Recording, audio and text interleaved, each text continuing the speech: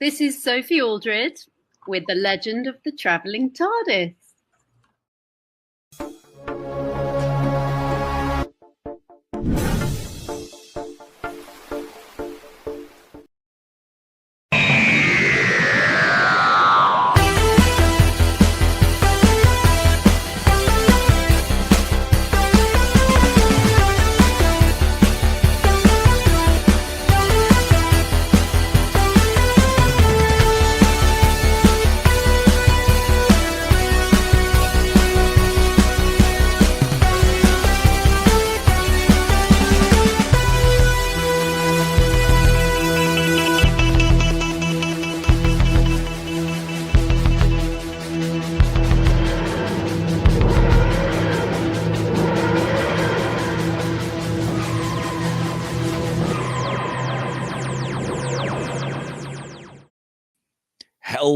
Hello, and welcome, fellow Whovians, to the Legend of the Traveling TARDIS. We are here for some history.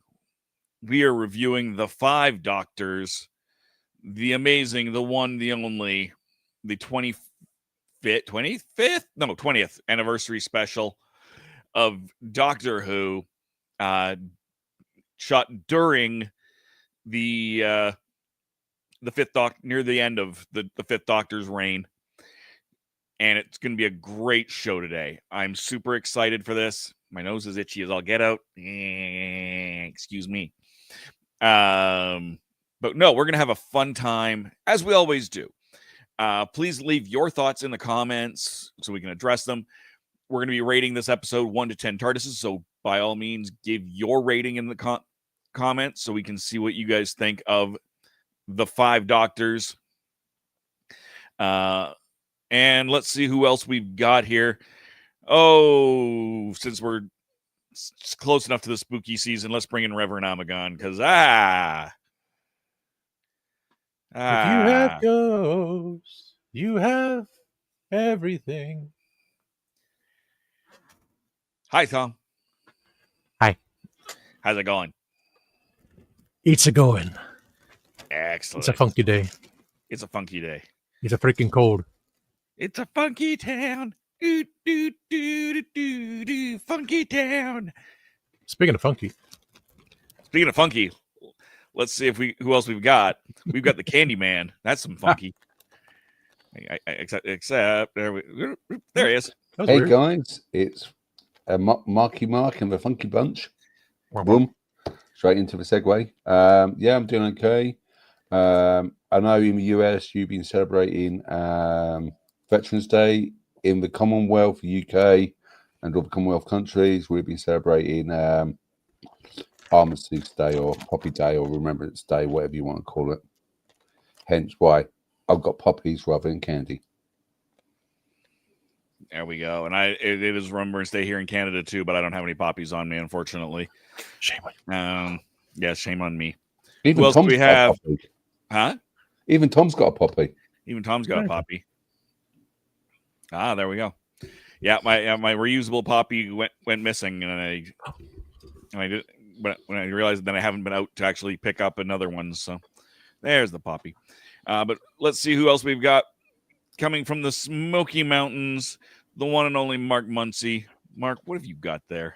I've got my Secret Wars Doctor Who. Holy moly! My Peter Davison autograph. Ooh. But that's what I thought of, like 5 Doctors. This is what we should have had for the 50th. Something like that. But hi. Yes. Hi, gang. How are you? Oh, no. Put it back. No, that's much scarier. Okay, put it back. But yeah, thanks for having me, guys. I always love talking classic Who, so glad to be on. Love to have you guys. It's always a pleasure. And of course, we've got our producer, our showrunner, our founder, the one and only Mr. Christian Basil. How you doing, sir? Not bad. I had a great time this past weekend with the Daleks of Florida over at Makers Fair Orlando. You're going to be, in fact, if you know, at the request of Candyman, we were to give a moment of silence for our fellow veterans, but I also made a special video for them. So if Mr. Candyman, if you want to lead it out for the moment of silence, go for it. Not exactly sure how to do this. And you're muted. You're still muted. I'm already am silent. That's why I was muted. Oh, okay. Yeah. Right. So okay. if you want to lead this off. Yeah, I was going to suggest if we go, should I just do a minute of silence or 2 minutes of silence? I don't know how you guys. 1 minute's fine. Okay. 2 minutes, So and everybody thinks there's something wrong with this.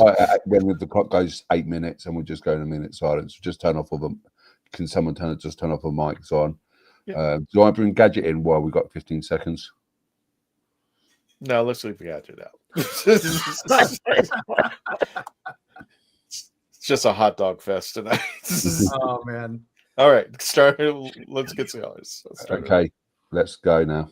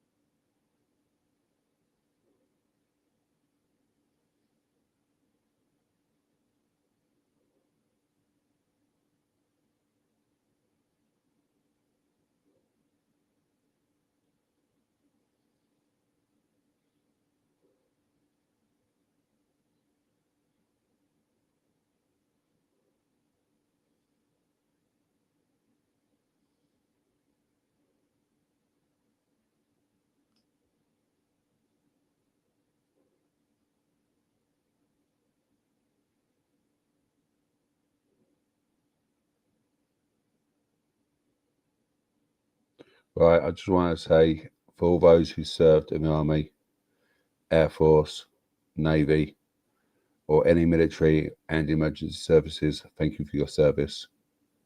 And least we forget. There we go. Thank you for that.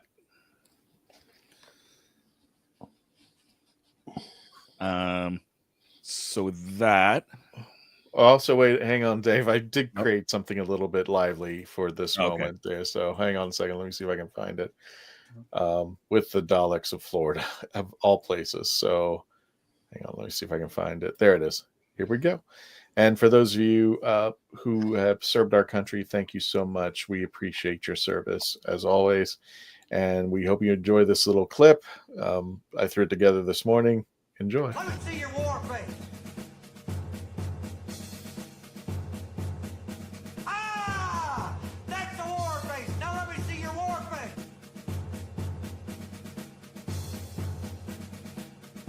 You don't scare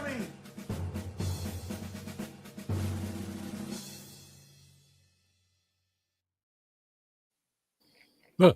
Big difference between Veterans Day and Remembrance Day in style of observation. In style of observation. But still important there. Yep. Speaking of important, Gadget's going to kill me. Just leaving around. I can see her backstage going, well, I'm going to plot and plan his demise. So, you want to bring her on in? Sure, let's bring her in. Hey, Gadget. Hi. Wait a minute. You know how this works. Oh, you're right. There we go.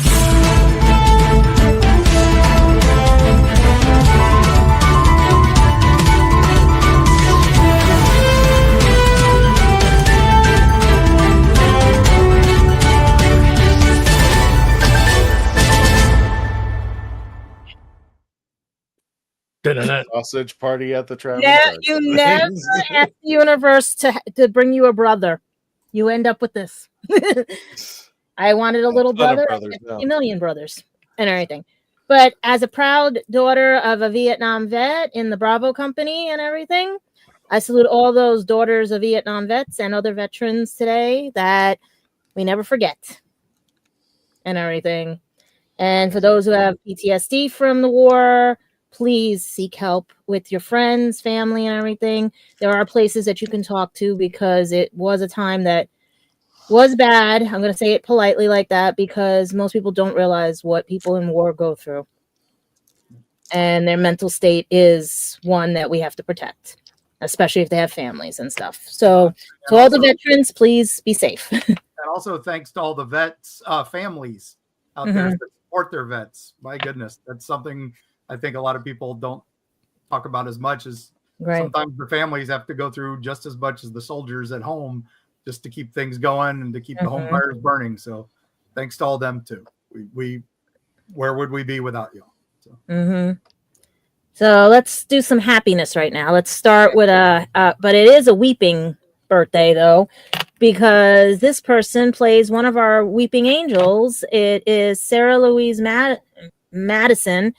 She turned, I'm just making sure I get this right and everything, because did I get she's supposed to be 30. How old is she now?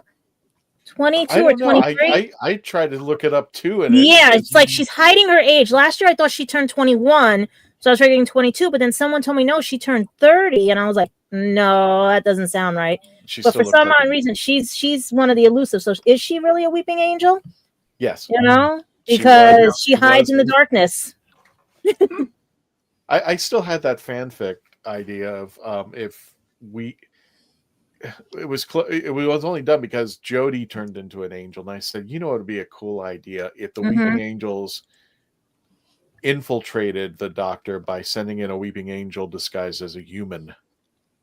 That would be interesting. And the weeping angel doesn't know how to act human, so she's stumbling around and stuff like that. So there's a little comedy, but it goes back to like Turlo, like the weeping angel is sent in to investigate, do reconnaissance, and eventually meet the Doctor's demise. And then the end, does the weeping angel go through with it after she's learned everything from the Doctor? It's like, does she become a better person in life, or does she go through with what she was programmed to do? So it's not the first time that's happened, but I mean, like, I thought it was cool, and she would be great for it. But I really want to know how old she is, because she's very mysterious with that and everything. So who knows? She just updated her look, and I don't know if she has blue contacts or if she naturally has blue eyes, but she went blonde, and I was like, wow. Yep, I just saw the pictures on Google and everything. That's why I was trying to figure out. Because people say she's 21, some say she's 22, because that's what I was averaging. Others say she's 30. I'm like, I don't care. As long as she keeps acting and we can bring her back to Doctor Who, maybe in Christmas 2026. Who knows? There you go. Years ahead. Hey. Also, speaking of doctors, we thought we saw the last of Matt Smith. No. Everything. He's now starring in the adaptation of Nick Cave's novel of the same name, The Death of Bunny Monroe. I gotta make sure I say that right. It's a 6-part series produced by Clerkenwell Films for Sky Atlantic. Say that one fast and everything. And it's supposed to set to premiere on November 20th of this year. I'm just trying to find the streaming site. I think it's on BBC, but I'm not sure. It might be on also other streamings, but they haven't really listed it. But mostly it's going to be in the United Kingdom, so I'm guessing BBC or BBC iPlayer and stuff. But he plays Bunny Morrow, and it's a misogynist middle-aged salesman, takes his son on a road trip around Sussex after his wife's... Can we say the word? It starts with an S. At the same time, a serial killer is inhabiting the area. So it's good. This is good. I think he's turning from the bubbly fun Doctor now to the darkest. Maybe he's the Valeyard. He's taking on a lot of dark roles. He was a cyber controller. I mean, he's a versatile actor, so yeah, of course. Yeah, he could whatever. And a fellow dyslexic, so I will always praise him for that one, because especially that episode of Doctor Who with the kid and the... How do you pronounce the dinosaur ones? Oh, I forgot. And everything with Madam, and stuff like that. And Vestra, yeah. Silurians? I was thinking dinosaurs on the spaceship. Dinosaurs. Let's go like... how do you pronounce it? Silurian. Silurians. Silurians. Yeah. And he was talking to the kid about his dyslexia. So I was like, that's what I'm saying, That's just passing the torch, saying, don't worry about it, And that's why I love him for that. But speaking of our 11th Doctor, we got a surprise for everybody. It seems that we might have found what happened to Amy and Rory and stuff, because it seems they're making a podcast about their adventures on the show and everything and stuff. So it's supposed to be it was featured on Doctor Who Unleashed, celebrating the 20th anniversary, to let them know that they were starting their podcast. But I'm looking to see where we can listen to it at first, but Radio Times blocked it out on me again. No, it's not out yet. That's why. Okay. They don't have a release. They've recorded several episodes, but they haven't Mm-hmm. actually set the release date yet. Yeah, because it was mentioned, it was everything, but when I went to look for the dates and everything, couldn't find them. And Radio Times keeps blocking me on things, so I've been trying to deal with that. But also, we already know Land and Sea is coming for BBC in UK in December, January for the rest of us on Disney Plus. Please just take everything with a grain of salt, because you have old Who arguing with new Who over the name. I'm not going to start that riot or anything and stuff like that. I'm not going to, whatever you want to call them, just know it's imaginary. It's going to be fun, hopefully. Because you know how Doctor Who spinoffs are and everything. They either can go one way or the other and all that. But just watch the show. Stop opening up a can of worms and tossing it into the ocean with all the name changes and everything else. Just watch the show. Watch it for its quality content. Watch it for its graphic content. Watch it for its, art style, whatever. Just stop, and everything, because we also got hoaxed with this AI thing with Tom Baker. He is not doing any events. Facebook had an AI generated image and stuff, and they confused it with Tim Baker, who has a Christmas event coming up and everything. So, you guys found that for Arthur. Perfect. Everything. It took a moment. Sorry. Yeah. But, yeah, guys, right now the news is all wibbly wobbly, timey-wimey. I mean, if you had joined, like I had mentioned before, Unit's game that they had where you became a member of Unit, you got a sneak preview of extended scenes from the Shooties series. You had adventures and stuff. The way the world of Doctor Who right now is, it is so out of sync. Like some of the episodes. I think there was an episode where the Doctor was out of sync and everything. We just got to take everything with a grain of salt. We know for sure Land and Sea will be airing. We know we had AI generated stuff, and we have now a podcast coming for Karen and Arthur soon and everything. So we know those are facts. But please, guys, just remember, it's the world of Doctor Who. It changes constantly. It's been on hiatus. It's been whatever. Just take it with a grain of salt and just enjoy it. Because too many people are reading into it. And it just was a show that was designed for kids at first, that adults loved, especially years later. A lot of teen boys and everything, too. And it almost made it here to the States with Fox. That didn't work because Sliders did that. And we did get it back. So please, this year, for next year's Christmas special, just wait and see. Let it be a surprise, a present that you can open up. Most people don't get surprised with presents anymore. Let this be a present. Exactly. Mm-hmm. I will say, I did like the fake AI generated logo that was on Tom Baker's shirt. Mm-hmm. I did like that logo, the modified diamond logo. That was actually kind of cool. Mm-hmm. But everyone proved it was fake. Still kind of cool. So let's hope. So this will be the end of the news for now, because all we're going to do is hashtag some old stuff, and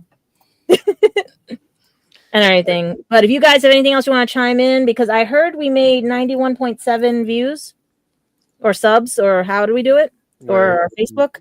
Let me look at the numbers here in real time. So if you're watching, guys, if you found that damn QR code, can you please keep sharing it? You guys just got to pay for my plane ticket, but share.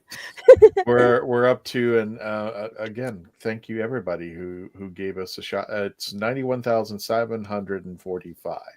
Oh wow! And the goal is to try to hit 100,000 at the end of this year, or before the end of this year. And that's just me being selfish. And there it is, right there.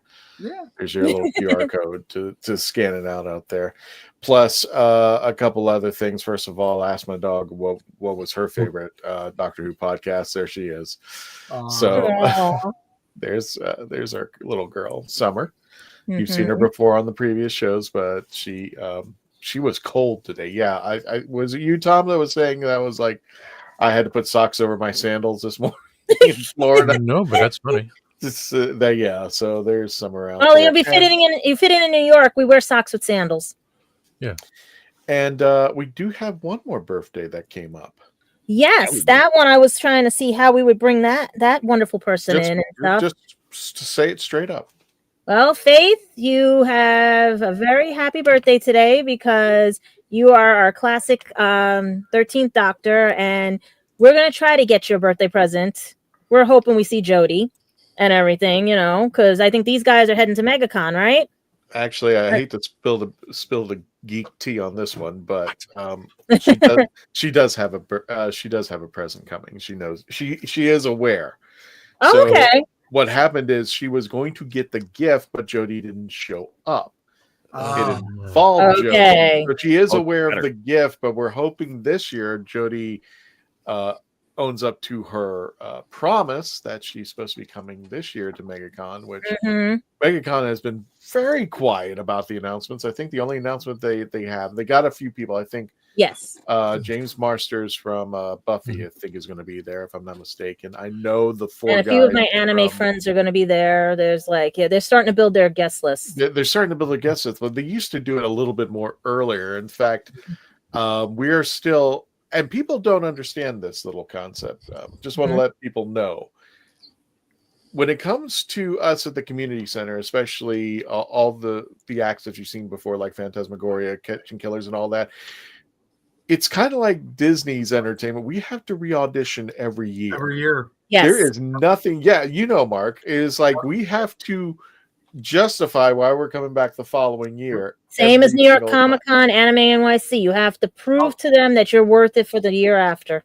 Right. Dragon Con, all that. Yep. If you have a con that does have like one of those apps where you can vote on your favorite panels, your favorite do that. If you want somebody there, go to the app. That's what they look at first and foremost to see retention, who got the best reviews, all that. That's how you get invited. I always say have them put a QR code at everybody's table and have everybody scan and write 1 to 10. Like, what do they want? Usually, like I said, most of the bigger cons have the apps. I know MegaCon does, DragonCon does, and always do that. That's 100%. Check if there's an app and you want somebody there. There's usually a comment. Who do you want as a guest? But also every panel usually has a rate 1 to 5 or 1 to 10 or something like that. Yeah, we saw that last night when I brought the list. Saying, who do you want to be at MegaCon? It's like, Sarah? Brian Blessed. Yeah, the thing is, it's not who do I want at MegaCon. It's more the question is, who are you gonna spend it on? Yeah, right. And it's like, okay, well, I want this particular person, but I was just like, I would love to have the classic guys back. Somehow Tom Baker could show up. I know he doesn't do planes anymore. No, he's limited right now. His health is really. Yeah. Why can't we bring these guys over for 1 year and bring them over, or have it like a group thing that they had like a Pensacon? Yeah, all the doctors show up. I'm just like, I don't. A convention not be named used tablets for their breakfast of doctors that were in England while the rest were here in New York City and stuff. Oh yeah. Yeah. That was actually pretty fun. I watched some of the videos of that. That was pretty cool. I always go back to that one community episode where they had all the prisoners participating in class on like all these iPads on Segways. Just bring a Doctor Who, have Tom Baker and some of the guys just come in on the little iPads on Segways so they can walk around and ride everybody.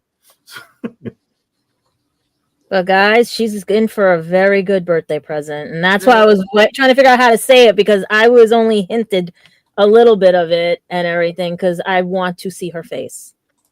She has been asking to meet Jodie. She has been asking for a ton of things like that. So she deserves it. She does and everything. And I'm hoping this year at MegaCon she gets her best birthday present ever. Well, there we go. And there's some other thing I wanted to bring up. Let me see. Okay. Well, not necessarily news, but some just fun news. Of course, if you know anything about the Traveling TARDIS since you've been here in recent years, since its conception back in 2012, the 25 days of Humus will begin, and this is actually one of the first pictures that I took of my Christmas tree. the TARDIS and Ralphie. So there will be more pictures like that coming along the way. But yeah, don't forget to subscribe to our Facebook page and our YouTube channel for those of you who are on other things, who are on other ones. By all means, please, the Facebook and YouTube is the best one. But if you're going to be watching on X or any other channel, that's totally your prerogative. But I'll remind everybody at the end of the show as well. Next week, I'm sorry, we don't have a banner yet for it. Still getting Billy on this. Next week, we'll be doing 2 episodes live, but we're not going to be doing them here.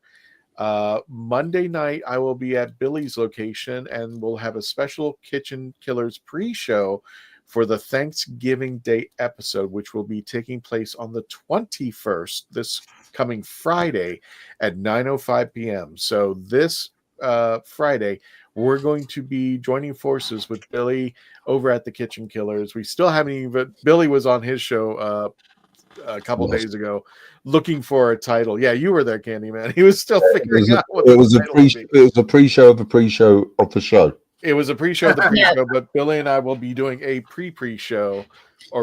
You guys are doing the pre-show on the 17th, and no TARDIS on the 18th, and TARDIS will air with Billy on the 21st. Well, there'll be no episode on Tuesday, so it'll be, what is it? Whatever. My calendar's a little slow, so whatever this coming Monday is. 17. The 17th, really? Okay. Yeah, and no 18, which is us. No usually. 18th, yes. And the 21st is the Friday. We'll be at 9:05, and it's going to be combined Traveling TARDIS, Kitchen Killers. We can't wait. It's going to be exciting. So please mark your calendars for some really cool stuff. And I'm going to try to make the Friday show because of things here. But if I can't, you guys enjoy all those meals and everything. I will be over at Billy's, and everybody else is doing the cooking. So yeah. And like I said, Candyman was over on his show the other night, and they did explain what was going to happen. They got like 2 boxes ready of barbecue sauce. They're making a third. Billy's ordering a heck of a lot more, so we're not sold out again by chance. I mean, we love to sell out. We're putting the orders in for MegaCon too. Oh yeah, we're already. In fact, Billy and I are having a discussion right now about where he's going to sell it at his table. I'm going to sell at my table. We're going to have a competition to see who sells out first.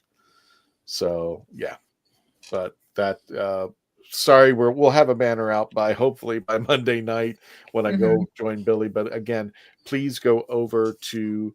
And make sure you subscribe over to the Kitchen Killers, because Billy puts out some great entertainment. You want some great music and you want some great recipes to try out for yourself. Please go over to the Kitchen Killers after the show and subscribe to their YouTube channel or their Facebook page, and catch Billy Monday and Friday nights on his channel as well. So, and I think, is that it? Yep. Unless we have any other news or anything, any other thing coming up. Nothing and stuff. What picture is this? Oh, that's you. Okay, I'll explain this one. Let me let me bring him over. Tom came down and came to visit me. We had a nice little, I guess, brunch over at the IHOP. And Tom knows about my Christmas tree. And if you've ever seen our Christmas tree, I'm not trying to flaunt it off too much, but it's really amazing. I mean, what's transpired over the years. And Tom knows I like to add an ornament to my tree, especially the idea is that because we would normally lose like 2 to 3 ornaments from the previous year. We always were constantly replacing them, and then we would do a little gathering and say, okay, this is the new ornament that's going to go on the tree. And Tom bought me this grilled cheese sandwich ornament. And I thought it was a pastry one.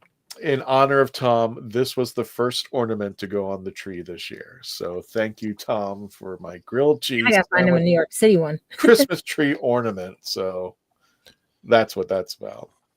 And there's one other thing I'll tell you about, but I think we'll go to a commercial break and then we'll start the show. But there is one other thing I want to introduce, Dave. But you're the host tonight, so you tell me what's going to happen after you unmute your microphone. After you can tell everybody. I had to blow my nose. First, let's just say happy birthday to Ramona in the comments. Yes, I saw that. Hey. Happy birthday, Ramona. One of our regular viewers. We love all of you. And go ahead, tell us what the last thing is, and then we'll go to commercials, and then we'll start the show. And we'll start off. I know Mark's got a with Mark. Sorry. Just well, let's Mark start it off too.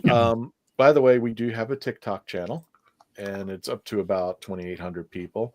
But it's amazing what you will see when post. First of all, this is a video of R2D2 and Dalek Hal together. I caught them over at last year on a Maker's Fair. And let me get rid of the banner for a second so everybody can read what's going on. And I just put that up there, and the background music that's playing between the two of them is called "Why Can't We Be Friends?"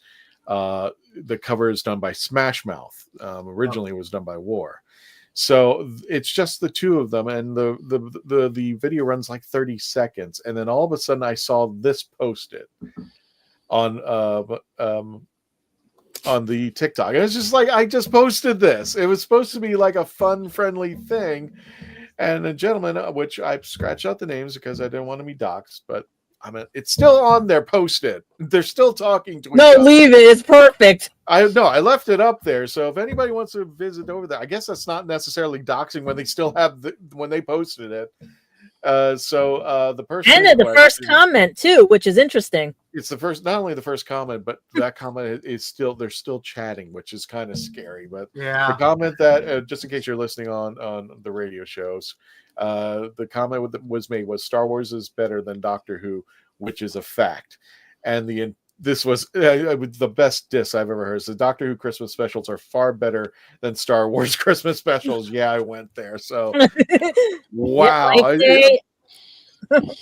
Well, you can find out more about the Star Wars holiday special on Happiness Patrol show. That's true. That's true. So in a couple of weeks. All right. Amazing what you will see when I'm like, we have so many posts and so many weird things that happen. So you guys just hating on Art Carney, man. Come on. Well, it's literally like coming to my house, eating my food, and telling me how disgusting the food is, and then still eating it. I mean, you're still there chatting and saying, I agree. Why can't we be friends? We should. Doctor Who and the TARDIS are good. So, oh my gosh. Wow. Let's do commercials. Yeah. Exactly.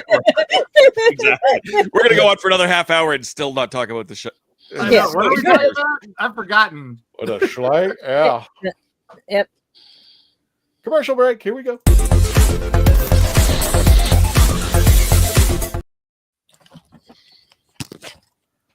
I'm author Mark Muncy. And I'm author Erica Lance. And this is Eerie Travels.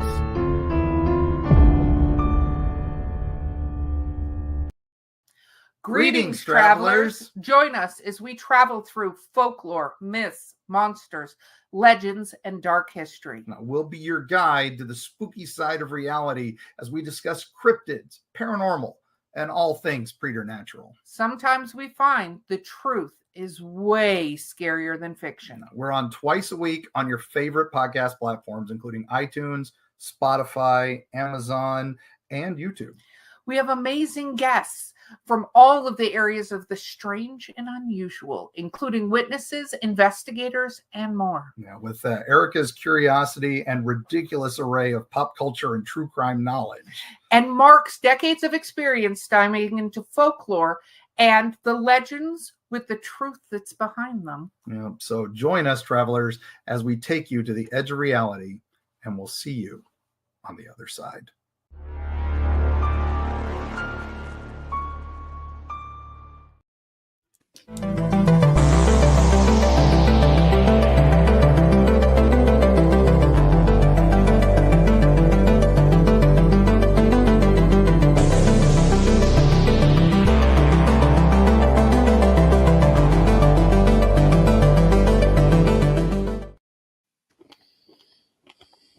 So what's your favorite Western?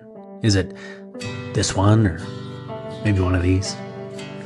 Is it a revisionist Western, an anti-Western, or maybe it's an all-time classic?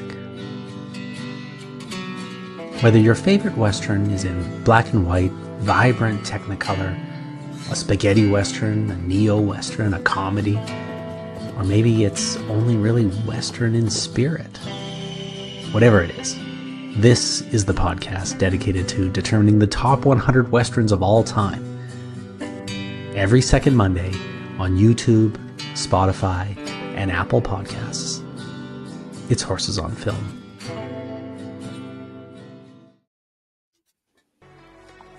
Are you a movie nerd? Do you collect VHS, DVDs, CDs, records, and so much more? Are you looking for clothing from 1940s to 2000s? Do you need cosplay or themed outfits? Come to Ducky's Vintage. We have it all for all budgets, located at the Oviedo Mall right off of the 417. Ducky's Vintage for those born in the wrong decade. Are you tired of toxic fandoms? Do you wish we could go back to being happy? So do we. We created the Happiness Patrol to get away from all of the toxicity in fandoms, in life, and so we decided we wanted to do a show about something that makes us happy. And in the first season, that something is Star Wars. So join myself, Cameron, Scott, Jessica, and Melanie on Happiness Patrol at youtube.com/@happinesspatrolshow. I didn't listen to that voicemail. I'll tear open that letter you sent. Don't you tell your friends I want you back. I gotta leave you now unread, because you've already said those words that switch my heart to dead from loving you. So you'll stay ghosted and I'll stay focused on sewing clothes. The spell stays unspoken, a dark silhouette of a marked man and broken. Right down, I didn't listen to that voicemail or TikTok that story you sent. Don't you reel me in to get me back. I'm gonna leave you now. Hello, I'm Sadie Miller, and this is The Legend of the Traveling TARDIS. And we are back for our review of the 5 Doctors. Welcome back to The Legend of the Traveling TARDIS, everybody. Thank you guys for joining us. I'm gonna just say, we had the commercial for Horses on Film, which is one of the shows that I'm on. Unforgiven has been our top-rated show. Nice. As far as the ones that have been aired. Nice. We are, yeah. Wait until Blazing Saddles comes out. We have reviewed Blazing Saddles. I won't tell you if it beat Unforgiven or not, but we have reviewed it. Which version of Blazing Saddles? What? There's only one version of Blazing Saddles. There is an edited version. Yeah, that doesn't count. No, Okay. The edited version is this: Blazing Saddles. Credits. Yeah. We do talk about the animated version, though. There is an animated remake. Yeah. Paws of Fury, and we do talk about that one. But no, we're recording these in advance. We've had 3 come out, and we have finally dethroned Unforgiven. I won't tell you what episode that this is. You'll have to subscribe to find out. But we have unthroned Unforgiven. It'll get bumped to number 2 on our list in coming weeks, so you have to tune in and find out what that is. But I will say, unfortunately, to our friends over at Eerie Travels, it is not, in fact, Tremors 4 Back to Perfection. Oh no, that's fail. We're basing everything on the IndieWire top 100 westerns. That's not on it. All right, we are going to be having other movies that are not on that list as bonus episodes. Whether Tremors ends up in there or not is to be determined. It's subjective, but it's subjective. Exactly. We have a conversation almost every week. What is a Western? Whose magazine did the top 100? IndieWire. Okay. Oh, they're trash. It's fine. Yeah. No. Guitar is their number 1, and I have no idea how that. They didn't put Bruce Campbell on the top 100 actors of all time, too. So screw them. Yes, definitely trash. Fair. I mean, I want to, like, a year, 2 years down the road, once we've established ourselves, I want to try and get a hold of IndieWire and see if we can get the people who made the list onto an episode, so they can tell us how did they come up with this? What was the methodology behind this? I remember we interviewed the guys from PC Gamer when they did their top 100 PC games of all time. We interviewed them, and they were all talking about, they actually had some fights in the office trying to figure out, does this game count? And why was this one not even considered and all that? I can only imagine if you're doing Westerns, that's such a... Yeah. And we go, there's stuff on that go all the way back to the early 1900s, like back to silent films. Oh, yeah. Great train robber. It's an interesting list, to be sure. And we do talk about some of the other lists that have come out that are top Westerns. Cowboys and Indians came out with a list. I think Guardian has a list. There's everybody's done a list. But that just happens to be the one we landed on. Let me know. We got to have an Eerie Travels Best Western list, so that's coming. There we go. I'll put that on my list to make it happen. There we go. We'll definitely have you on the podcast one day, Mark. You've given us a list of episodes you want to be on, and we'll get to it. But that went on way long. That was way longer than I babbled. I just wanted to get something short. Let Mark tell his side, and then Hey, it was Armistice Day, and now it's Veterans Day over here. We can go on all kinds of tangents. Why didn't we review Battlefield today? That would have been a good one for this. Ooh. Well, we didn't. We're talking Five Doctors. Mark. Five Doctors. There's battles in that. There's battles. It's true. Lots of them. And so Mark Muncy, Mr. Mark Muncy, what do you give a rating out of 10 for the Five Doctors? When it was 20-year-old me watching it, I would say 9 out of 10. It was probably one of the greatest things I ever saw. Now going back and watching it again, I still give it a solid 8 out of 10. All right. But if you want really good fun, Riff Tracks Live did a version of it. I saw that. It was amazing. And I would say if you watch that with it, it's a 10 out of 10, maybe even 11. Hey, Billy. It was incredible. That was one of the greatest things. They can't release it because BBC and other things like that. That was good.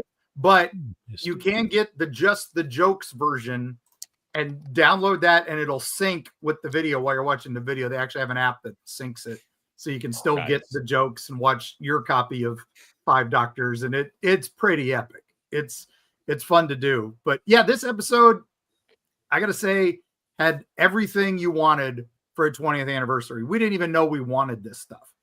Yeah. Having so many past companions show up. Susan showed back up. Who thought that was going to happen? And then, Jamie's little cameo there, and just so many fun things. And then, of course, the return of Sarah Jane, even if K9 only had a blink and you miss it cameo. It was, the mild. Just ignore that outfit. That outfit. Oh. Well, yeah, and the mild slope that they had to use a rope to get her up. I know. Yeah. a mild rope 10 and Bessie. slope. There's really no rock quarries that she could have been. No. Yeah, wasn't a rock quarry. That is that outfit. No. Later. Of course, Anthony Ainley eating up all the scenes that he was chewing. Oh my gosh, the master at his best. And of course, we had some fun Gallifrey stuff going on. And then, of course, the finale. Oh my gosh, I don't want to do spoilers, but that finale is classic Dungeons and Dragons DM there. To lose is to win, to win is to lose. Oh my gosh, that is perfection. If you were a DM at all in the in the 70s, you used stuff like that over and over and over, so you knew where that was going.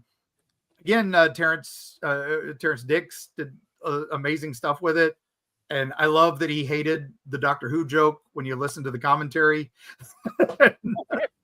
It's incredible. You couldn't ask for better. The only thing was Tom Baker didn't want to participate because it was so soon after his jumping ship. So he felt like it was going to drag him back down for some reason. And because of that, it nixed a little, but they did get to use the Shada footage, which was Douglas Adams writing. So of course that knocks it up a notch, in my opinion. So, and they got to use the wax figure of him for the photos. The bad tan. Yeah, from the Madame Tussauds. That was great. And those pictures, they're still all over the internet. But man, I just saw one with the slingshot. Did you guys see the one with the slingshot? Yeah. But I love he's got that pose, because that was, you could get your picture with him in the museum. So that's why he's done that. He's in that same pose for every picture. I would have paid money if they used the actual wax figure in the episode. Somehow made it work.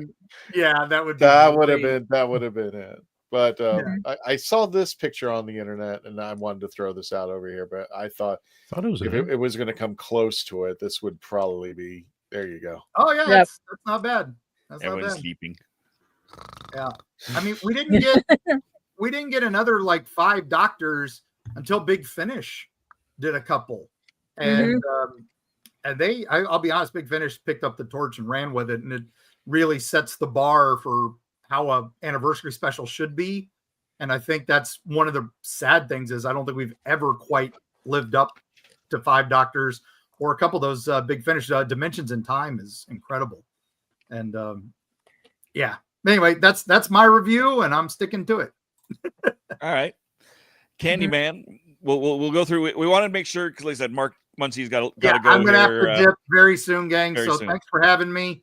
I wish I could stay longer, but EerieTravels.com if you want to hear more spooky stories and watch me nerd out about Tremors.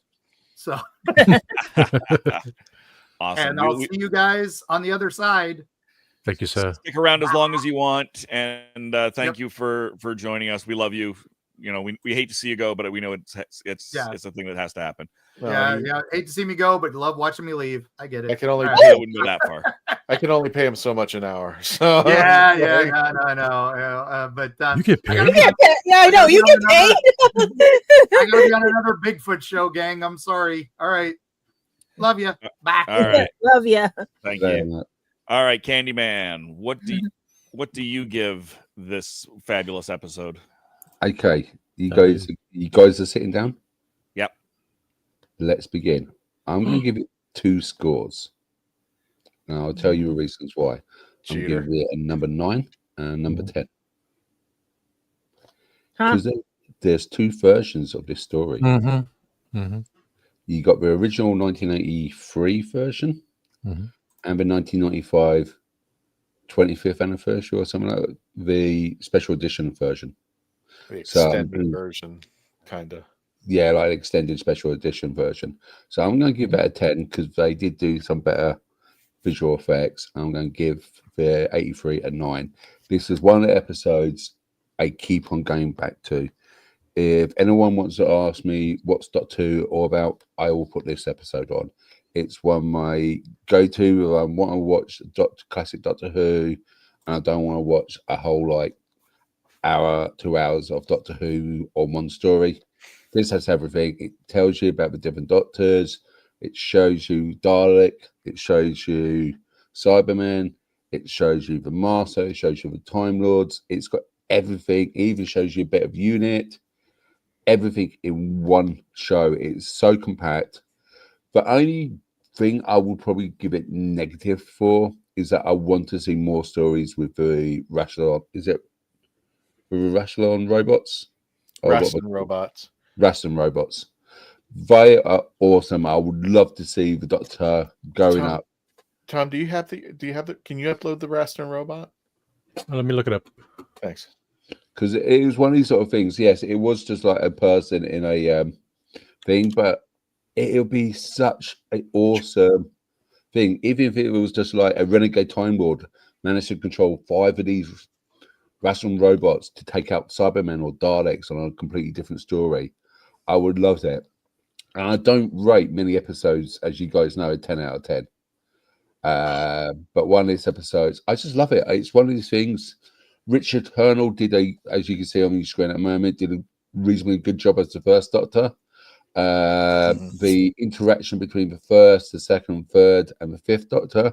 I would like to see what the interaction was would be good with Tom Baker, but I understand Tom Baker didn't want to do this, which is fair enough. And like Mark said, because remember, Sharda wasn't aired, or you could not see Sharda anywhere else, and so when they put the Sharda clips in there, it made sense because Sharda was never aired because of the strikes back in the 70s. Right. Because I'm not sure you guys know, but in the UK, that week there, yeah, that's a Rassilon thing, Bob, and it fires spears from somewhere. Don't know where, from his hands, but it's all inbuilt. So I just think they're good. And he took a squad of Cybermen out in like 5 seconds. These are people this robot is the one you do not want to mess around with. You think Daleks are scary? This one beats them. But yeah, I just love it. I can't put a negative thing. Even if you watch it today, okay, the special effects, yeah, they're okay. They're a little bit dated, but on the whole, look, that was just like, if you ever guys seen Monty Python and the Holy Grail, this is the rabbit. This is run away. This is what these Cybermen should do. No? I just like that the Western robot is anatomically correct. You mean the Power Ranger wannabe? Yeah. You got his dance belt? And he's packing more than spears out of his hands. So there you go. More than a flesh wound, just a bit. Yes. More than a flesh wound. So that's why I'm going to give this a rating, and I don't normally give it a 10. So I am actually, if someone asked me, like I said just earlier ago, if someone asked me, can I watch Doctor Who? This will probably be one of my go-to episodes. All right. No, that's awesome. I'm also Dave, can I add to the Rastan Warrior? Here's the thing about the Rastan Warrior. They're supposed to be the most perfect killing, quote unquote, the most perfect killing machine ever devised. It's the only time we ever see them on Gallifrey ever again. And these are supposed to be top-notch weapons. You know, you're thinking about like the Moment and the other weapons that they supposedly use against the Daleks. These guys are supposed to be bad arses. And we never see them again. And I've got to say this, when they were coming up with the cyber Time Lords, I was like, these guys could whip their butts. Just like they're supposed to detect movement. I mean, like, and then you just shoot these things out of their arms. And it's just like, yeah, I would love to see what they would look like today. I would make a good crossover between going on for that versus the Predator. Oh hell yeah, especially today's Predator. So yeah, I think that, you know, you could tell it was just a person in a suit and they had a mask on. But it's just like, I don't know why when I was growing up looking at that, they were terrifying to me. And I knew it was a guy in a suit, but it was the way that they shot the thing out of the arm and they were killing off Cybermen like they were just, you know, nothing. And I was just like, I would love to see how this guy would take on a Dalek. You know, could there be a fleet of them? But they was supposed to be the most perfect killing machine ever devised, and we never see them again, ever. Because they're just too damn good. Exactly. Yeah. And they move like lightning, so you don't see them anyway. Exactly. It's one of those things. They have the power of a weeping angel. I mean, just like if you don't, you know, if you do the wrong thing, you're already dead. I have to make a funny pose to do it. Ha! Yes. So if an angel attacks, if you're not seeing it, but they move so far, that would be a good thing. Them versus weeping angels.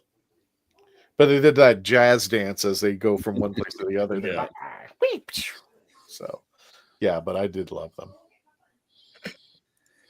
So we've thrown our format out the window. We're just doing. I'm just pulling people at random here, and we're doing our reviews. It's just whatever.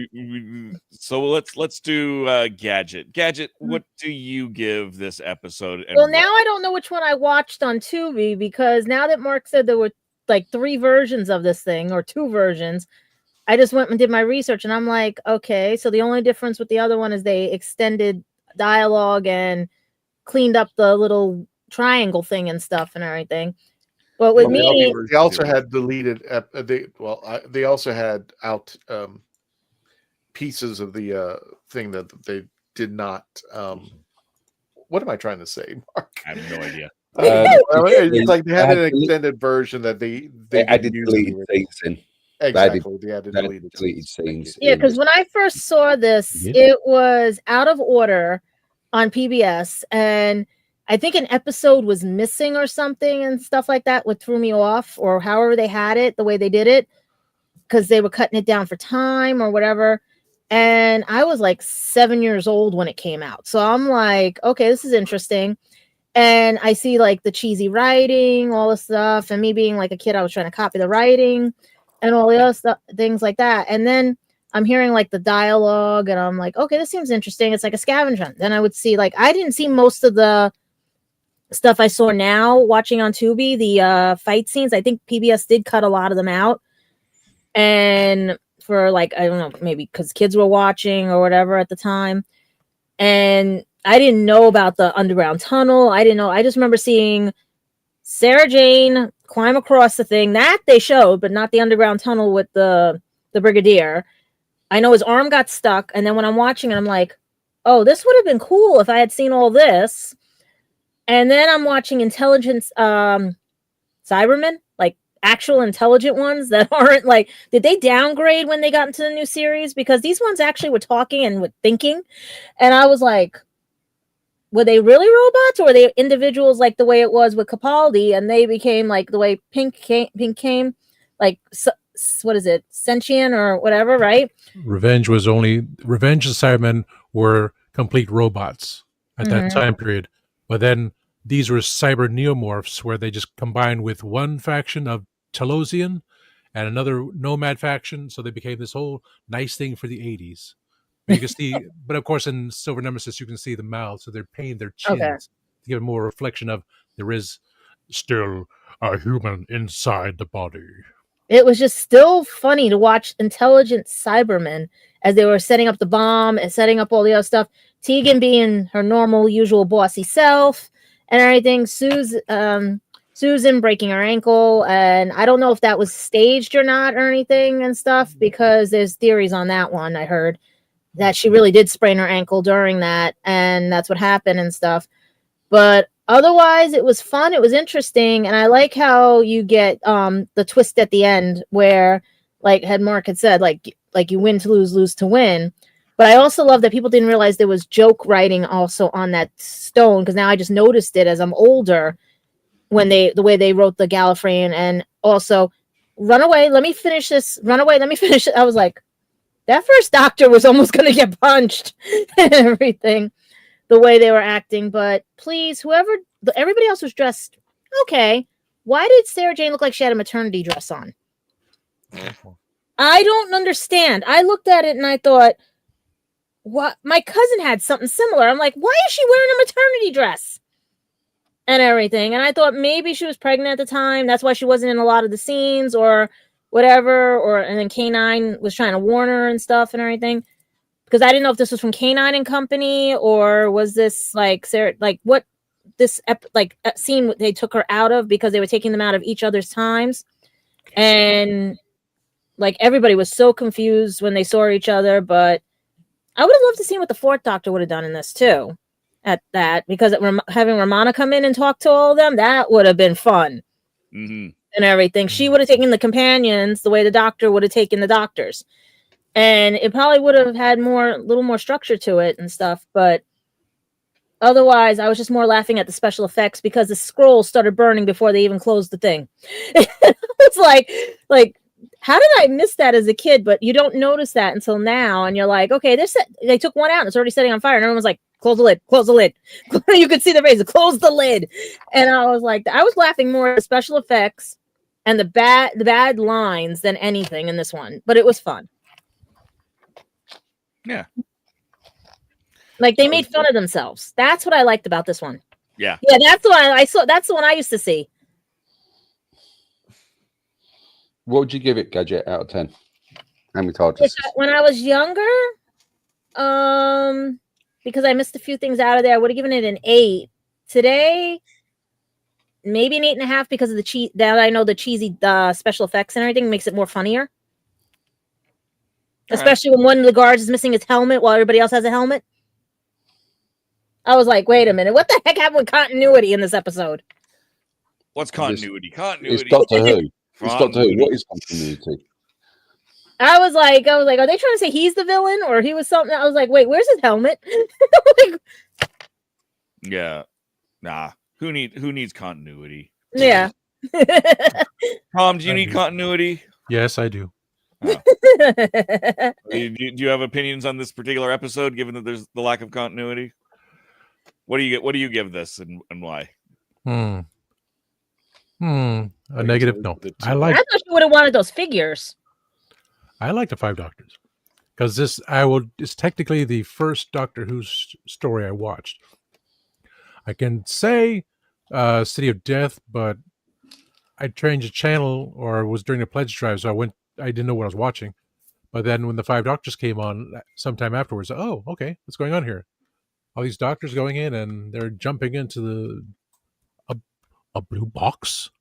So I had fun with it.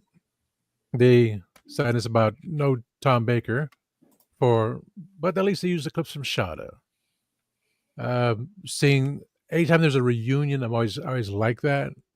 So we have First Doctor showing the clip from when he said, "Someday I'll be back. Yes, I'll be back. Until then, there must be no something, no something, no something. Until then, something, something, something, and something, something, something." Say what? Then to see another guy take his place. Okay, probably because of age. The second Doctor coming in and saying, "Oh, I see you've redecorated. I don't like it." The bowl cut here is like, well, kind of the idea he went to another jacket because they could not find his coat from Abominable Snowman, so he went to a different coat. It's okay. It's little things you find out here and there. The joke about Liz was supposed to say the joke to John about the whole, but he liked it so much, so he said teeth and curls, based on Tom Baker. The fifth Doctor coming in, oh yes, you are now going to be Lord President. Say, oh, that sounds much like my reign of the Guardians of Gallifrey when I destroyed everything. But it was all in fun, There's a Rassilon and Master and everything else going on. So yes, the Cybermen, everyone gathering together. So it was a fun thing. I enjoyed it quite a lot. And then, of course, I picked up this from Big Finish, The Five Companions. Gene Marsh, Peter Perez, William Russell, Sarah Sutton, and Neil Wilkes, Nick Briggs as the Daleks. So what happened to Nyssa? Yeah, she got in there. But you had the older Ian, you had the older... what's Peter's character again? Why does he look like Bob Barker? Oh, it says on the back. He does a little That's bit. William Russell. Stephen. Okay. So we had No, Ian, he's Stephen, talking about William Russell. Polly. It does. Look at the picture. I'm like, wait a minute. But they never explained why Sarah Kingdom came back. So that was just that hint saying, because the Time Lords brought everyone in, they also brought in the Daleks and the Centaurans in the story. So because it was a chess game being played. So it was nice expansion from Big Finish. I applaud them for that.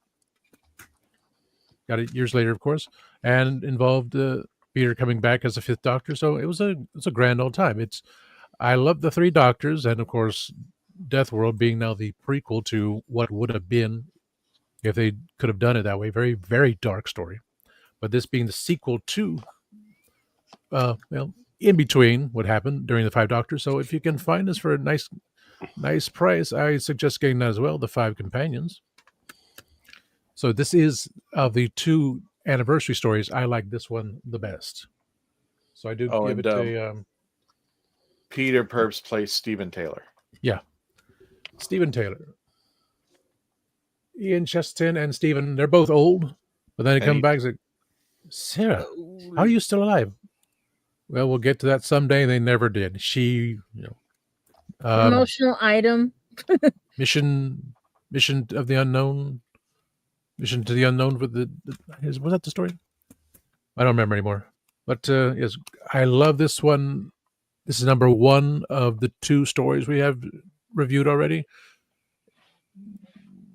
Then we'll get to the next one when we get to the next one. But I will give it And since I don't remember, all I remember the difference was the special effects when they were plucked from time, and the TARDISes, instead of going this, they went different way. I don't remember any different deleted scenes, but I still would give it a high.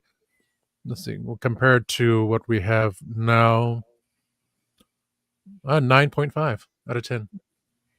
All right. I'm reading Jim's comment because that's what one of the other things I was about to talk about, continuity. I don't think I got to see that scene. I think I know what he's talking about, Jim. And I think, if I'm not mistaken, let me read his comment. Oh, when the doctor was driving his car, no, and he came across the master when he backed up, he said, "Hey, George." I could have said "Bye, George." Yeah, by George. But I thought he said "Bye, George," meaning that he recognized the master. He knew it was the master, but he didn't recognize the master because this is an Anthony Ainley version. But he recognized that this was an interpretation of the master. By George, it's so you. I don't know. I'd have to look back at it. You might be right, but I think I think I remember that dialogue. It's now officially just that's what it is in my head now. It's not George. By George. Could be Boy George. By George. Hey, George. Boy I'll George. come for you. Curious, That's got to be a mem now. Somebody's got to make a mem of it.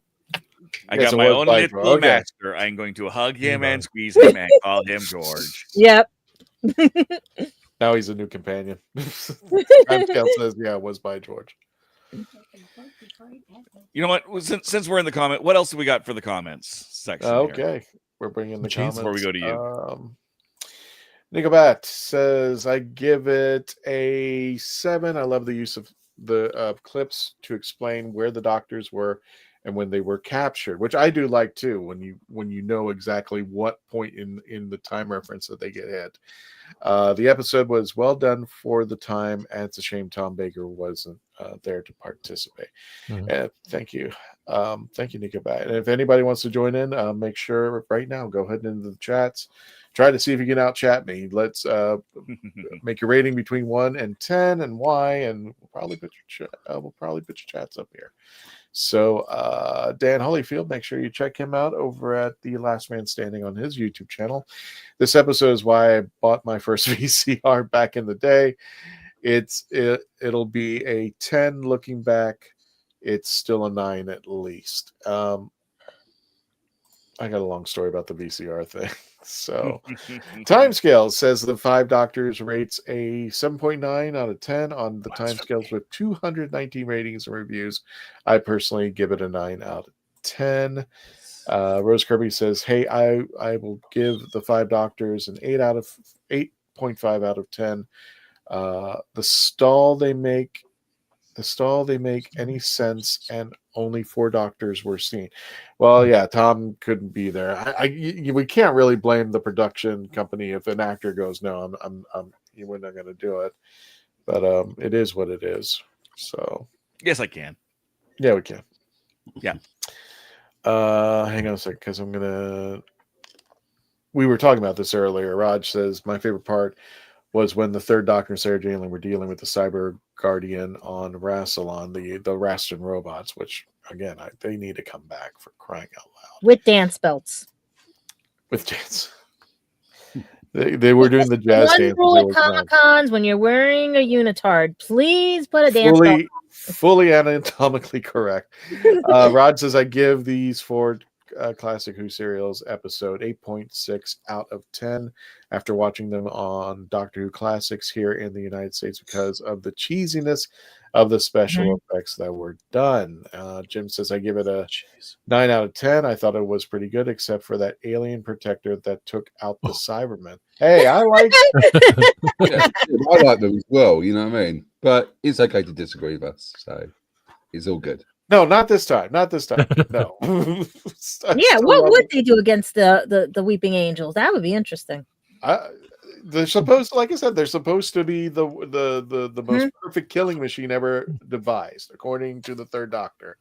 And I would think they would have had like 1 billion of them. So why did they survive when the Master destroyed the planet? Probably cost cuts. Did they get melted? Yeah, well, remember, or the Time War. remember when Unit did that stupid thing? It's just like, oh, they were cut costing Unit, so they no longer. I'm like, probably the same thing with the rest and more. Hey, does anyone realize 6 weeks today? It's 23rd of December. Will that be your Christmas show? Are you talking about the anniversary of Doctor Who, which would be this month? Would be the 23rd of November. No, talk about our Christmas show that we have. Since it'd be Thursday for Christmas, We have are no we gonna do idea a what we're Christmas doing show? We have a special going on. I don't want to release too much because we haven't gotten confirmation yet, but we should be doing a very special Christmas episode, and hopefully we'll get more information as it gets closer. But I think we're just the folks I'm waiting for after the holidays to give me a more specific date. But we'll let you know when we do our Christmas special, regardless. And we will be reviewing 2 episodes of Big Finish, which are Blood on Santa Claus. It's the one from Neb Fountain. Yeah.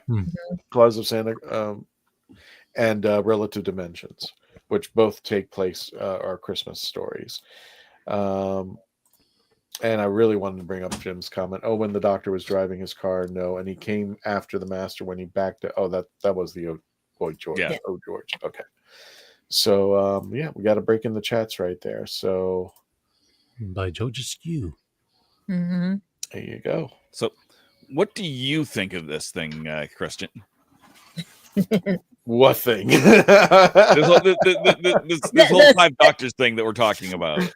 This thing of a tanned Tom Baker statue and all this other fun stuff. Like, it's a parody to begin with. It is a parody to begin with, but yeah, let me get right to the point. I would give it. What was it? Mark, you said that if you were your younger self would give a really higher number. My younger self would have said 10.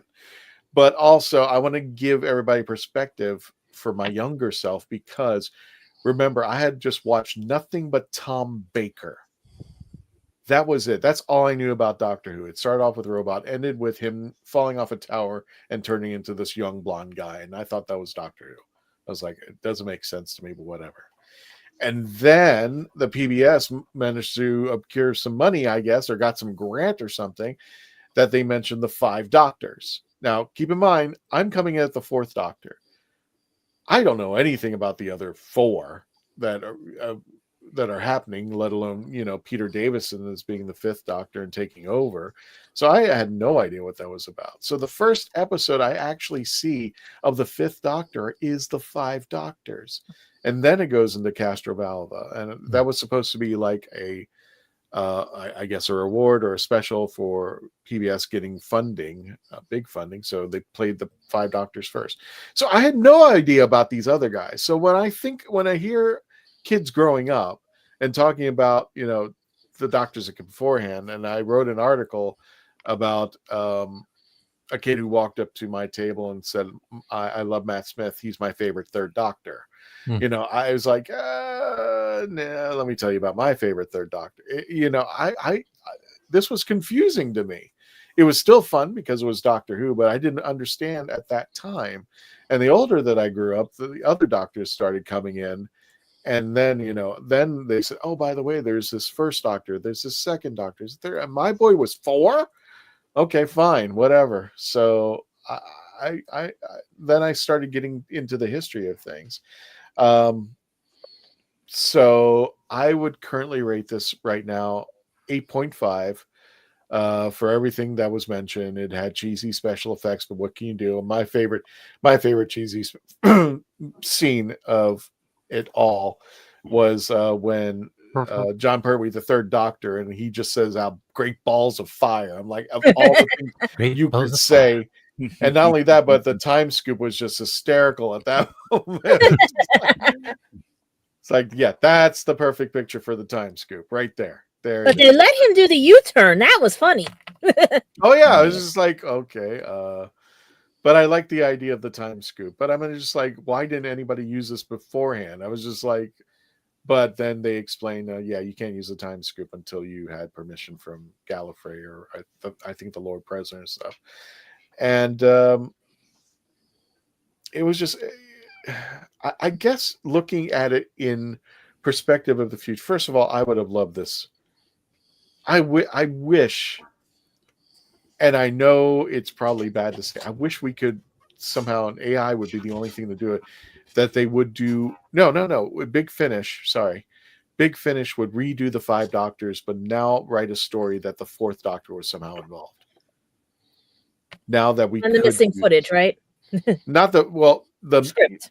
Yeah, instead of just him being stuck in a time scoop, that somehow he got out and became a part of things. How it would look if he did actually, Tom Baker was part of events. I think that would have been cool to rewrite like an alternate 5 Doctors episode, but this time he's not stuck in the time scoop. He's there, and because Lalla Ward is still around, have those two actually interact with what's going on. Mm-hmm. I mean, that's just my opinion, but and seeing this, now understanding what that was, I didn't even know that Richard Herndl was replacing William Hartnell, and he does a great job. For what it was worth, he did a fantastic job out there. Okay, and the weird... so I was just going to jump in here, Christian. Yeah. Who do you prefer playing the first Doctor, Richard Herndl or David Bradley? I'm biased because I technically I grew up with Herndl, and I think he hit it right. He was emulating William Hartnell a little bit better. There's nothing wrong with Bradley. I just, I think it's just kind of a bias because I saw him in the 5 Doctors and I thought he was cool. And once I understood who the first Doctor was after reviewing it, it's just like, oh, but he was very good about it. I thought he had his take on the first Doctor, and you could tell there was a little bit of him he was trying to add in there of like his version, but he was being faithful to Hartnell's Doctor. It would just seemed a little different, but I mean, there was nothing you can help about that because of what happened to William Hartnell. I think the other thing is, here's the thing that drives me nuts, Mark, is Rassilon. It's just Rassilon when he's brought back from the dead and he's trying to save Gallifrey, and now I understand why, but I'm just like, it's almost like there's 2 different Rassilons. Because here's Rassilon going like, no, I don't want anybody to live forever, and then they bring Rassilon back, and it goes, we're all going to be beings of consciousness inside the end of time. I'm just like, wait a minute. Which are we yeah. What's that? As it's time war, it's all wibbly wobbly then. Wibbly wobbly, timey wimey. The other scenes, I liked how the ending that Mark mentioned, where it was all a game of Rassilon. To figure, I thought that was a very cool concept. It's like, no, I put this together so if somebody tried, not only were there safeguards, in fact, to stop them or try to stop them, but ultimately, if they won their prize, to lose is to win, and he who wins shall lose. I thought that was a cool concept, especially growing up. It was like, I liked it.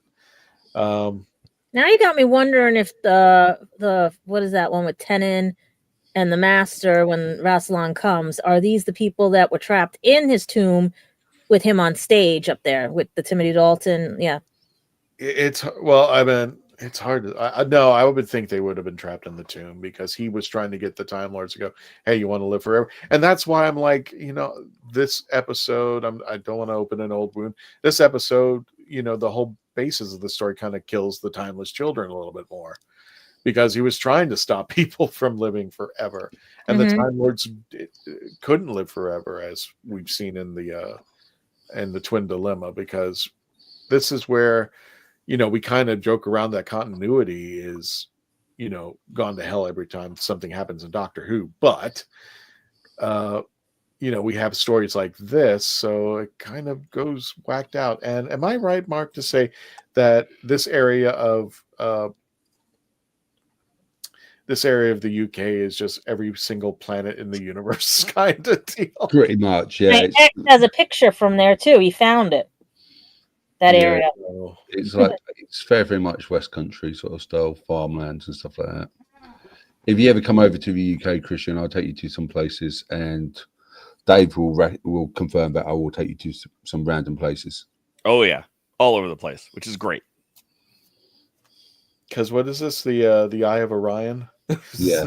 It looks like just like the West Country Dales, you know. Exactly. It's just like, you could have put a little budget in there. Could you put a little back screen, something to make it look? I think they had color grading back in those days, especially at the BBC.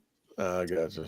Well, it is what it is. But all in all, it was just good fun. That was just the cheesy part there too.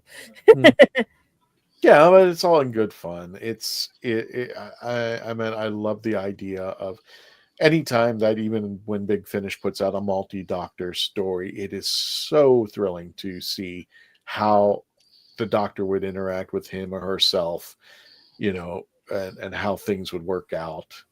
And I love to see that, you know, how now that we've seen Tom Baker, now that he's kind of come off Mount Olympus and he's now doing Big Finish and he's doing stuff with the other actors and how they would interact. How would 2 interact with 7, or how would, you know, 8 interact with 4? I mean, it's kind of cool. In what situations? Now we have, was it Out of Time, where the 10th Doctor is interacting with 4, 5, and 6. It's, you know, I love these where we can have what ifs if they were put together and how they would work together to try to resolve everything. When we review the 50th, we should do the 5-ish Doctors. Oh yeah, I think we'll do. If somehow or another we can pull it, we'll do both of them at the same time. If not, we'll do them separately. But yeah, sorry, mustache. So I like this for yeah, light at the end. This was a great story.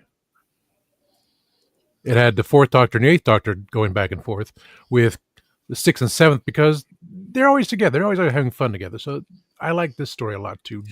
The alternate version of the 50th anniversary. So we had the TV and then we had this one. So I'd like to just review this one someday too. Oh yeah. Oh yeah. What you I'll let you bring it up. Tom, Dave, since you're next. Oh, I just Jim mentioned that the tomb with the chessboard, the Doctor had no clue how to pass it, but the Master knew how to do it with pie, but different pie. I'm sorry, but that was such overacting in that scene. Oh, it was. I mean, I don't mind that. Really. When it comes to the Master, I don't mind that. The Master should chew the scenery a bit. That's the best masters are the not so masters. I really do think that. But what I didn't like about that scene is he just kind of hand waved the explanation a little bit, which happens a lot in this episode.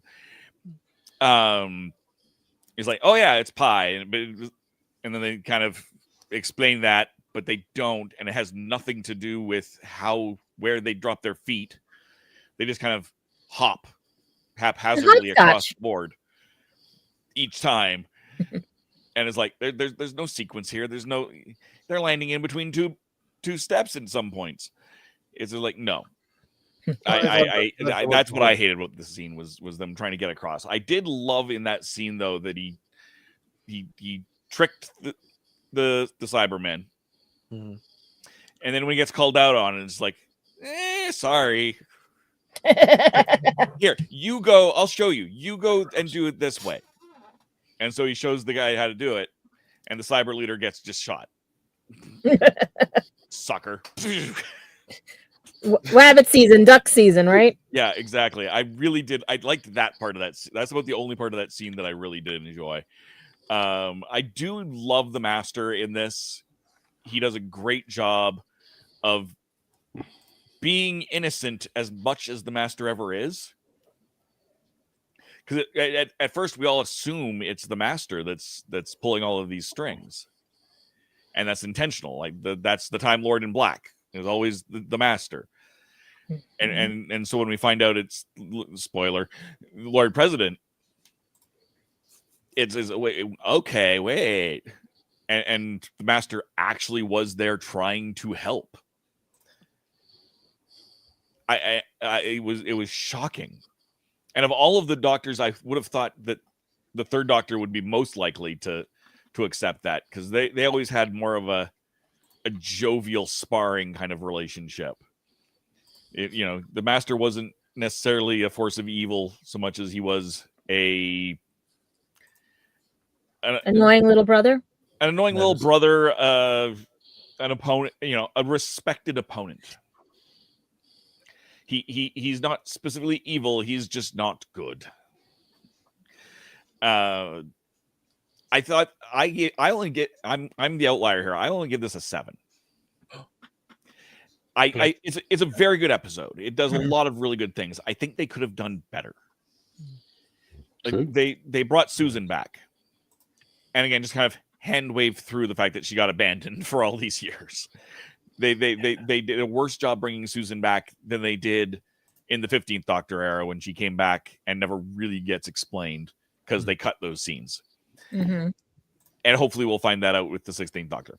But that's another episode. I think ignoring what happened with her did her a very big disservice. I would have liked to have seen Richard Hurndall re-record that speech at the very beginning, because now you've got 2 First Doctors, and that's just kind of confusing. Especially I can only say this, I assume, because I didn't have that same experience that, say, Christian did, not knowing there was a First Doctor at all. How North American kids would be like, "Who's that?" Full stop. And now you've got someone, and then he never appears again. And it might be Richard Hurndall. That might be the same thing, but he's clearly not the same guy. What's going on? So I would have liked to have seen them re-record that speech with Richard Hurndall. I think that would have vastly improved things. I prefer David Bradley personally, but I think Hurndall does a great job here. Pertwee and does an amazing job. We get an amazing second Doctor as well. We get all of the performances are what they should be. I just think they could have done more with a lot of it. There was too many companions and they didn't have anything to do with them. And we've had that complaint during the 13th Doctor era where there's just, what do you do with this many companions? What do you do with a drunken sailor? Problem. There are just so many of them. And I loved how they dealt with some of them. I loved how, then they brought in the Brigadier and kind of throwing in the second Doctor because he's not used to that. He's used to seeing them in sequence. There was some really good stuff in here. I don't even care about the effects being cheesy. That's just the era. That's nothing. That's a big nothing burger, as the kids say. The kids don't say that. No, you're just being silly tonight. Yeah, exactly. But it's a good episode, but it's a little bit long when you watch it all at once. If you were to watch it in episodes, I think it would be fine. But it felt a little bit long at watching it all at once. It takes a while to really get moving, and for there to be any sort of plot that is recognizable as such. Everything is just very broken up at the beginning, which it kind of had to be to figure out what Doctor is doing what, where each Doctor was. They do a synopsis of all the Doctor's adventures in the Doctor Who role-playing game for each of the Doctors. And they actually go in and kind of say, okay, well, clearly this is where this Doctor got that you wouldn't find pretty much anywhere else.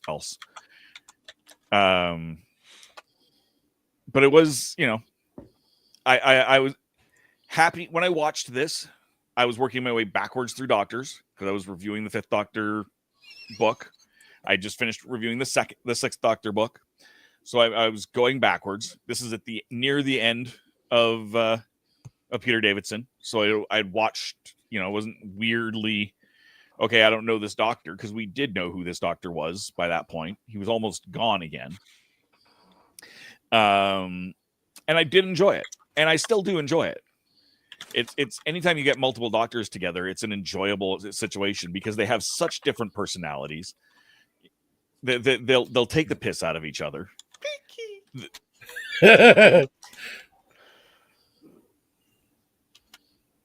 Happy. Speaking not of taking the happy. piss. Yes. It's I love how when the three of them were trying to translate that spire. It says hello, sweetie.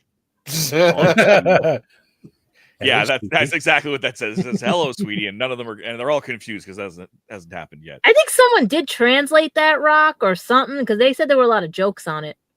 Oh, probably. But they come out. It's like, yeah, I don't think they can do this without me. They're gonna screw this up. Somebody asked them if they want to extend their car warranty. Yeah, that is a delightful scene between the three of them, kind of just back and forthing in amidst everything, and I really did enjoy that. All of the multi-doctor. I think I would have liked to have just erased Tom Baker from the whole episode.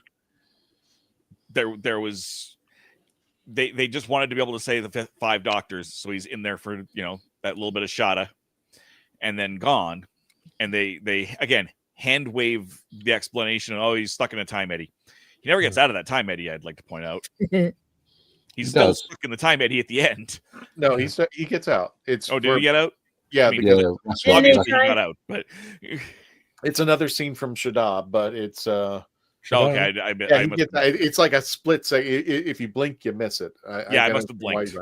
But yeah, essentially, what was it? Rassilon gets him. Rassilon tells him, because I'll remove the one where the doctor comes up and goes, one is trapped, and then Rassilon goes, "Oh, he too shall be freed," and he's sitting there, right, laying next to the TARDIS, and then Romano. Oh, there's that scene where the scarf gets caught in the TARDIS and everything, and they dematerialize. Yeah, that was from Shada. All those scenes were from Shada, but I'm like I said, Dave, I don't blame you because if you blink, you missed the whole thing. Yeah, I must have just gotten distracted and missed that. All right, that's fair.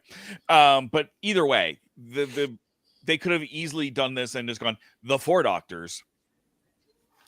And yes, I'm sure people would go, but where's my favorite? Where's Tom Baker? But I think where's Tom Baker is better than what we got, which was still where's Tom Baker? I think it would have saved them on the budget because they still had to pay him for that. I assume back in those days, who knows? But I think it would have been a much better show, a little bit tighter if they just pulled that right out and called it the Four Doctors. So that it's not that it's a bad episode. It's just I think they could have done better on a lot of stuff. Well, the Four Doctors was an audio from Big Finish as well. Well, yes, I mean, and that's true. But I mean, they don't that's not canon. So they would have easily done, and it probably came out, and it would have come after that anyway. Of course. Yeah, no, I that's why I gave it a 7. So that's kind of my thoughts on all of this. Dave, have you redecorated by any chance? Not yet. No, don't. I like it. There's the Four Doctors. Yes, we reviewed them. So that was a long time. That's pretty cool. Was that the first time he actually came up with that line? Because they keep on using it in Nuru. Yeah, they use it a lot. I don't know if it was the first one or not. I think it is actually. What, in the Three Doctors? Oh no, didn't he use it in the first one where they both were on the TARDIS with that globby thing? I think so. I think they used. Yeah, it I think Troughton said it first. I see redecorated. I don't like it. Yeah, that was from the Three Doctors. So. The first time So just repeated for the joke factor. Yeah. And then David did it again. Yeah. Yeah. Oh, you don't like anything. It's a great little callback joke, and I hope they keep using it all over the place. How old are the Weeping Angels in the universe? Billy asks. Too old. That's all I can think of. Ancient beyond ancient. There is, and I wanted to address this because we could say that as part of the news. There's a slim possibility of Paul McGann be returning to the show. Very slim, because all we know is there was an article. There's been a couple articles out there that said Paul McGann was hanging around Bad Wolf Studios. So I meant there's the Christmas episode, and there's a few might be. Let's just put it as like I said, just watch and be surprised. It's a present. Just watch and be surprised. I could see him pulling out another cameo, but I can't see him, returning to the show in any sort of proper or necessarily meaningful way. I get what you're saying, Gadget. This is the only concern that I have. I think people are. It's like saying Capaldi might show up. Well, it's like saying, Well, I'm looking at this perspective because there's quite a few people I've talked to, and I know they're not happy with RTD. And the fact that writing the Christmas episode, it is kind of like saying, you know what, you didn't like that restaurant beforehand, but now we're going to go back in a year from now. Mm-hmm. It's like I really don't have anything to look forward to if this is the case. And it's just like I think people wanted something new, and after the last 2 seasons, everybody there was something on a previous thing I just did today. Wanted somebody else to be a showrunner, and I would love her to be a showrunner. Well, I keep hearing the thing where people are saying nobody wants to pick up the showrunner. I said the guy from Babylon 5 has been at the top of his lungs. Yeah. I'm like, that's no excuse. Bring him on if he wants to do that. He wants it. I'm going to tell you this right now. He does want it. Somebody is stopping him, and Britain is stopping him. He's an American. No one that'll never happen. I will be shocked if Straczynski gets brought on. If someone could negotiate because he's willing to negotiate. I'll give you that as that. He's willing to negotiate. But also, I really do want to see if they can get this other person to do it too and everything. And there's one more I want them to get. I think after the last 2 seasons, people want new blood. And that the fact that RTD is writing the Christmas episode, I think lessens. If somebody else were brand new, or even like Stephen Moffat was going to write that episode, I think it would have more an elevated chance of attention for people to go, oh, good. Yeah. I think people just gotten so much bad taste in their mouth from RTD that he's going to be writing an episode, and like he better escalate it. He better do something. All I'm saying is they should just do it where they wake up and like it was all a dream. And there was another comment, Dave, because I agree with Judge Dredd here. He says, I disagree. I think it would have been a disservice to not show footage of William Hartnell with that speech. I didn't find it confusing. And that's fair. I'm not like it's not a sticking point for me. I'm happy that it was there either way. Or do you think they should do it how they did it with David Bradley, where they morphed it into? I thought about that too. So it's like they started off with the first Doctor, and then suddenly was it Twice Upon a Time? They morphed first Doctor. Yeah, Twice Upon a Time. But I think also, and this is, I think it was it you, or was it you, Candyman? Was it you? Tom, that was mentioning, it was just like they really did a disservice to Susan, which is the speech that he reads to Susan. And here she comes in. Now I know what they were trying to do. They were trying to make it so like it was already hit the ground running. No time for pleasantry. It was just like we're being attacked by a Dalek and all that stuff.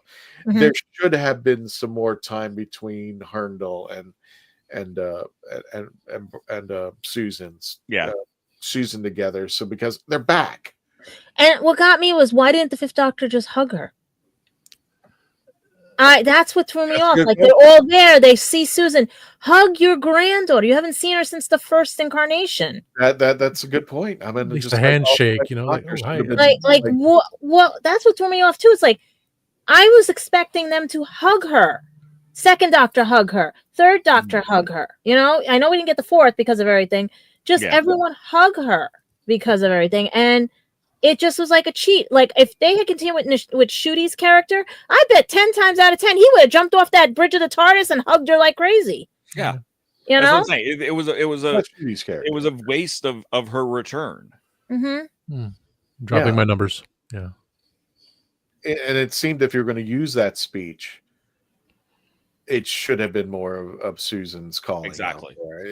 There should have been more Susan. But then again, I think if you put too much Susan out there, then you dilute the 5 Doctors itself. Oh yeah, so it's a lose-lose situation. I think they could have. And then something about explaining to Sarah Jane why the third Doctor said what he said when the fifth Doctor showed.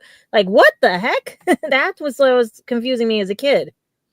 I think they should have expanded on that may have been able to pull it off because now Susan's back. I think they should have done something more with Herndl and her together. And now, oh, by the way, here's my other 4 future selves.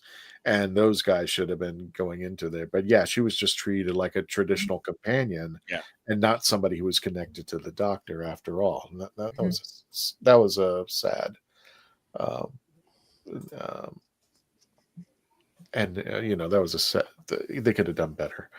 And to me, it's the same thing as Susan's return with the 15th Doctor. It's just like, oh, it's an image. That's it. That's all that she woke up. You didn't have a chance to. From what I could tell, it was gonna be so cool, and I'm crying right now because it was. Yeah, Carol Ann Ford. I'm not saying she's no spring chicken. I'm just like, what? We need to do something with her because the fans like myself and people have been in the past, and bringing in a new generation to see Susan. I think we can't bring the son. We can't bring the. You know what I mean? Because of the storyline that happened with that. If you we'll talk about that next month. Yeah. Then Peter Davidson said he currently working on another five-ish Doctors in an interview a few years ago, and it's right now pending to be no.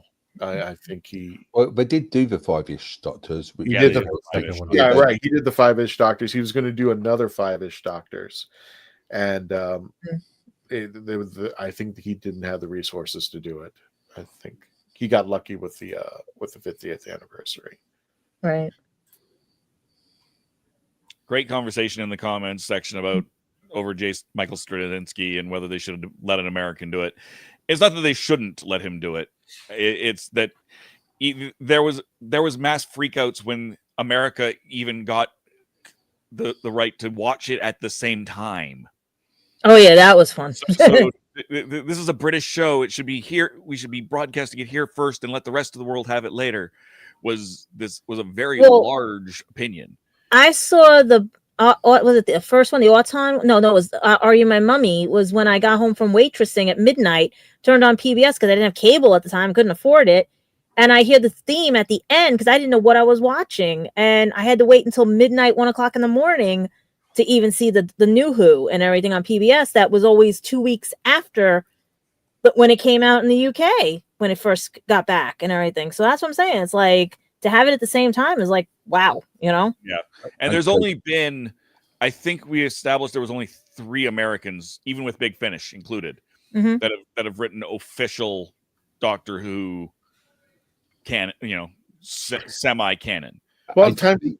Sorry, Go ahead. Christian. I think the problem having this is going to sound the problem with having like Michael Straczynski writing for Doctor Who. He's brilliant, but the problem you will have. Do you think that having an American writer will lose the British, like? What about the Fox movie? Britishness. Yeah, the Britishness, like certain words, like we had today, like by George, which is very, very British talking. You wouldn't get that because the writer wouldn't actually use that expression. For example, not using British writers, but with a American producer. Not necessarily. If somebody understands the Doctor and his demeanor, I think it'd be fine. I mean, you can have Americans, right? How many actors do American? How many British actors play American roles? It's just like I know one has a house. You know what I mean? I mean, you would never have known. I mean, like, what was it? True Blood had like, all supposed to be American actors. I think like 70% of the cast was not from America. Wasn't Superman British? Superman. Yeah, Superman's British. His nephew got yelled at because they didn't believe it was Superman. But it's. But then you got, sorry, Christian, but I was going to say about Robin Hood, Prince of Thieves, when you did have an American. Oh no, not that joke. Mel Brooks went, "Well, I'm Robin Hood, and the best thing about me is I've got a British accent." Yeah. Unlike all other Robin Hoods, unlike other Robin Hoods, I speak. You can interpret that, but I just like saying, I think if you can find a competent, there have been 3 American actors who've done Big Finish, American writers who wrote for Big Finish, and I think if they can get the characters down, that's fine. But I'm at this point where I saw last season, I'm just like, can I have somebody who's actually written sci-fi? Yes. Somebody in the genre who's written. I'll take a fanfic writer. When RTD, I meant RTD's British, and I think he screwed up so royally with Omega, with the Ronnie and all that. I mean, I want somebody with you there. I understand the British aspect, and yes, I think it should remain British in some form. I think somebody should be running as British, but I mean, my God, I want somebody who understands this character, his world, because when RTD says this is now fantasy, it's no longer sci-fi, you've just taken the heart out of Doctor Who. To me, how does that one know about shadow? to me, that I mean, it's like it's not. There's a difference between Harry Potter and Doctor Who. Mhm. There's a far chasm between the two. Well, you did take one actor and turn him into the first Doctor. I mean, There's a far chasm between sci-fi and fantasy. And when RTD decided to remove that gap, I'm just like, I don't think you understand Doctor Who. And then he continues to make all these things. You know, he opens his mouth and says, "Okay, the Sea Devils are," and I'm just like, come on, dude, really? Yeah. And I understand. I understand what you're saying, Dave. It's misinterpreted, but I'm just like, so why did you even open your big mouth? Just do it. Mm-hmm. Yeah. I mean, the original just watch title, it, just write it, just go with it. what was it? They actually are called Homo something. Homo lizard. Aquarius, something like that. Yeah. No, they got another name. They actually do have another name, but it's not Homo Aqua. It's Homo something. I have to look it up, but yeah. Well, there's Homo Reptilia for the Silurians. I love that one. Yeah. I'm like, but that's I think the argument that it's not proper taxonomical, genealogical, whatever, logical naming. No, the new name is Homo They've already gone down that path. Right, but I'm going with the trip. Why did RTD even have to mention this? Why are we even talking about this? I agree. It is going to be such a minor plot point. It was the same thing when he was talking about people who were disabled look at bad guys. And I said, RTD, I grew up with a dad with a wheelchair. And we didn't talk about, going out and taking down a store or something like that. I walk with a cane. I just think, he should just shut his mouth. Seriously. Yeah, I will back that. I don't even mind most of his decisions. I just shut your mouth. Don't that would solve numerous problems. Right. I think they're going for even bad news is bad press is good press kind of a thing, and letting him rage bait people. But dear God, stop that. Yes, there's that's no why need I to said in the rage news. People. That's why I said in the news. I said just sit back and watch. Yeah. Our Davros is not going to have a disability. I mean, he's not going to have a wheelchair. It wasn't a wheelchair; it was a life support machine. He got his ass handed to him by the Thalds. They blew him up, or the Kellogg's, and they blew him up. That's what it's a life support machine. It's supposed to keep. And he hadn't and that hasn't happened yet. That's like he wasn't born in the thing. So if they just gone, here's Davros beforehand. Okay. And it's not about disability, it's about upcomings. Yeah. It's about when, Captain Hook lost his hand because he was fighting Peter Pan. It's an upcomings. You reap what you sow. You did stupid, and this is what you ended up with. No, disability does not mean evil. Disability is just disability. Nobody I've ever known has ever looked at somebody and go, "Oh, they're going to turn what?" Yeah. Have you met the state of New York? Yes.